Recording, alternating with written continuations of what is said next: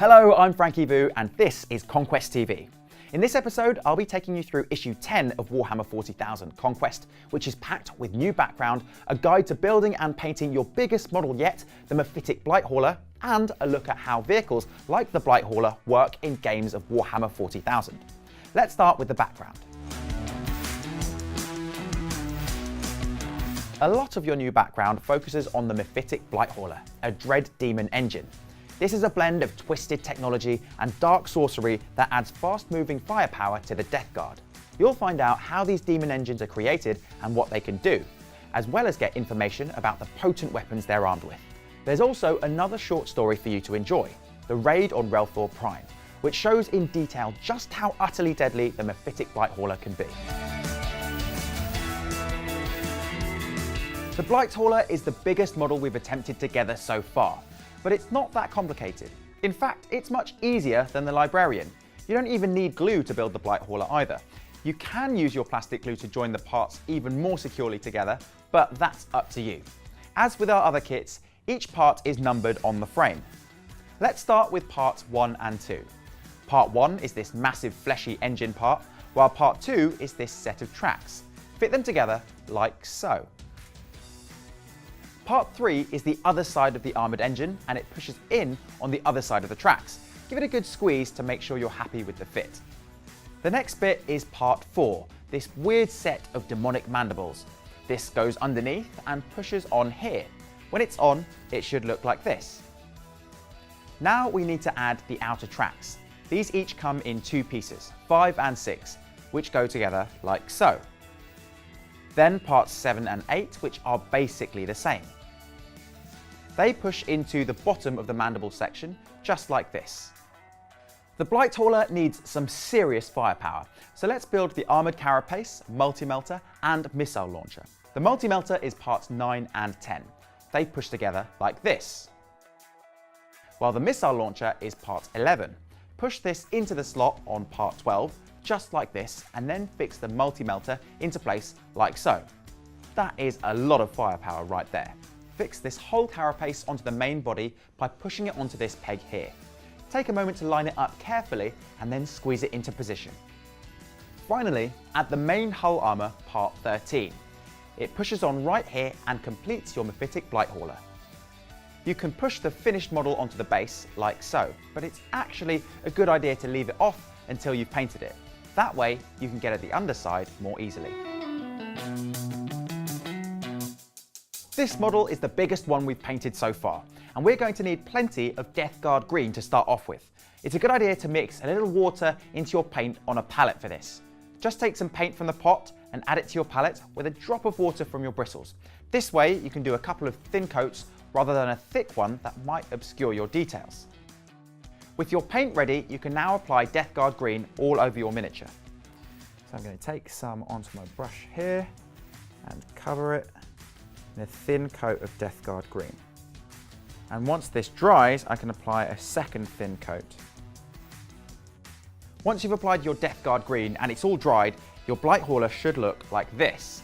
Now the Blighthauler is a really strange beast. Part machine, part flesh, part demon. So let's paint all those gross fleshy bits with Bugman's Glow. As before, wet your brush before painting the Bugman's Glow on, and just take your time painting all of the fleshy areas.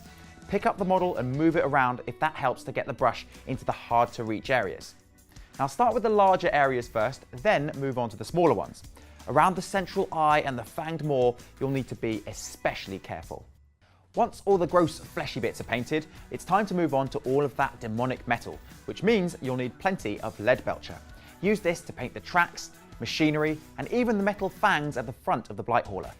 Now, take lots of care when painting the smaller areas. Washing your brush regularly and keeping a fine point on your bristles will help you be more accurate. Now that you're done with all the metal parts, it's time for Abaddon Black.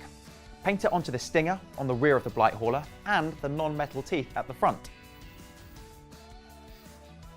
Now that we've done all the black parts, it's time to add a base coat of Retributor armour, which will really help our model to look great.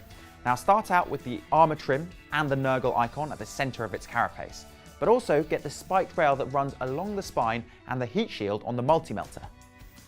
With the base coats added, all we need to do now to finish our Blight Hauler is to apply those shades.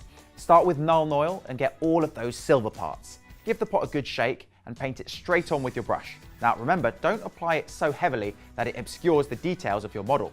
A good trick is to start at the front of the model and work clockwise around it, painting all the lead belcher parts as you go. And finally, Agrax Earthshade. Pick out all those awesome gold details such as the armor banding and spike rail. Paint on enough so that some settles in the recesses, but try not to overload it. With the Agrax Earthshade painted on, our Blight Hauler is completed and ready for battle. In the future, we'll come back to add even more details and colours to this model. For now though, we've got a great looking miniature, so onto the gaming. The battle for Honor of Ultramar isn't over yet. As the Ultramarines gather their warriors in the depths of the cargo hold, explosions rack the makeshift battlefield. A mephitic Blight Hauler has arrived to smash apart the Space Marine lines. Let's get our game set up. We'll need our mat, as well as your librarian, 3 intercessors, and your new mephitic Blight Hauler. Roll to see who places their models first. Vehicles in Warhammer 40,000 work much like any other models. Take a look at the Blight Hauler's datasheet and you'll see it's basically the same as the other models in your collection so far. The first difference is that it can move much faster. In fact, it can move 10 inches. The second major difference is that it can fire each of its weapons. Choose which weapon will fire at which targets before making any rolls though. The Blight Hauler's guns are probably the deadliest weapons we've seen in the game so far. The multi-melter will wound our Space Marines on a roll of 2 or more. It's so powerful that Space Marines don't actually get an armor save at all. Worse still, any model wounded by the multi-melter will suffer D6 wounds. Roll a dice and the model suffers that much damage. Any wounds beyond the number needed to kill the target are just wasted, and we imagine these just make the victim's death even messier. The Blight Hauler's frag missile launcher is another unusual weapon. Before rolling to hit, roll a d6. The score is the number of shots you get. Now once you have the number of shots worked out, you make the to hit rolls as a batch. The Blight Hauler can also charge and fight in close combat as normal. In fact, it is deadly up close. Something to bear in mind is Librarian Arian's Force Sword. Until now, we've not needed all of its special rules, but each unsaved wound caused by the Force Sword does D3 wounds. Just like before, to work out how many wounds this is, roll a dice and half the score, rounding up.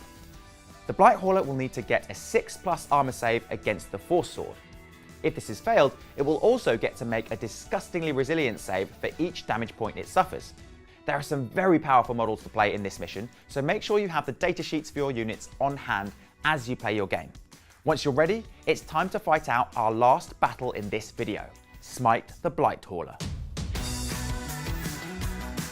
Determined to break the deadlock and smash through to the interior of the Honor of Ultramar, the Death Guard have unleashed a mephitic Blight Hauler. Only a Primaris Librarian and a squad of 3 Reavers stand in its path. Set up the game mat as before. The Death Guard player gets the first turn. The Death Guard player wins the battle if the Blight Hauler can eliminate the Primaris Librarian. Now the Ultramarines win if they can slay the Blight Hauler. With such great armor and so many wounds, the Blight Hauler is going to take some serious killing. The Librarian is the Ultramarines' best chance for victory, but if you risk him in battle, you might end up losing the game completely. But don't forget, there's no shame in taking cover. The multi-melter is so powerful that a single shot could kill even the Librarian. Once you've given this battle a go or two, make sure you check out the extra rules at the back of issue 10. The Blight Hauler has one more powerful ability we haven't even looked at yet. The Bile Spurt. Yes, that's right, this monstrous demon engine has another weapon. The Ultramarines are going to need every advantage they can get to stop it.